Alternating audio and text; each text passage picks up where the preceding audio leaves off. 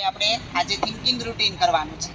Thinking રૂટીનમાં તો તમને હું ગ્રુપ વાઇઝ અલગ અલગ પ્રશ્નો આપીશ અને તે પ્રશ્નો જે આપું તો તે તમારે ગ્રુપમાં બેસી અને ચર્ચા કરવાની છે અને તે પરિસ્થિતિમાં તમે શું કરો અથવા શું નિર્ણય લો તે તમારે વિચારી ચર્ચા કરીને દરેકે નોટ કરવાના છે, જેને આપણે થિંકિંગ રૂટીન કહીએ.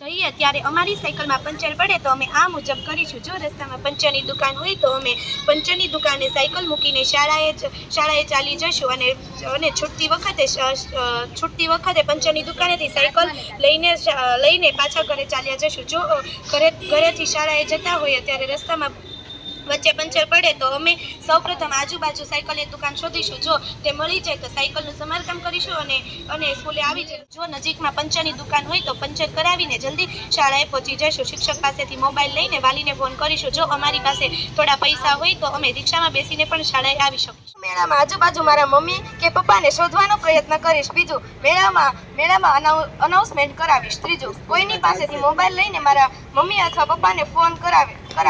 ચોથું, ત્યાં કોઈ પોલીસ અથવા સિક્યોરિટી ગાર્ડ હોય તો હું તેની મદદ. અમારી બેનપણી શાળાના પ્રાર્થના સંમેલનમાં નથી આવતી તો તમે શું કરશો? હું મારી બેનપણીને પ્રાર્થના સંમેલનથી માહિતગાર કરાવીશ અને પ્રાર્થનામાં આવવાનો આગ્રહ કરીશ. હું તેને પ્રાર્થનાનું મહત્વ સમજાવીશ. હું તેને પ્રાર્થનામાં થતા અલગ અલગ કાર્યો વિશે સમજાવીશ કે પ્રાર્થના કરવાથી આપણી યાદશક્તિ તીવ્ર બને. આગ લાગી હોય તો ડર્યા વગર કામ કરીશું, મનને શાંત કરીશું અને ગભરાશું નહીં. ત્યારબાદ આગ શાનાથી લાગી છે તેની ચકાસણી કરીશું. ક્લાસીસના એક પણ વિદ્યાર્થી બૂમાબૂમ ન કરે તેનું ધ્યાન રાખીશું. કેરોસીન કે પેટ્રોલથી લાગેલી આગને બુઝાવવા અગ્નિશામક યંત્રનો ઉપયોગ કરી કોઈ વ્યક્તિ આગની ઝડપાટમાં ન આવે તે માટે સાવચેતી રાખીશું. ધુમાડાથી બચવા માટે મોઢા પર ભીનો રૂમાલ બાંધીશું.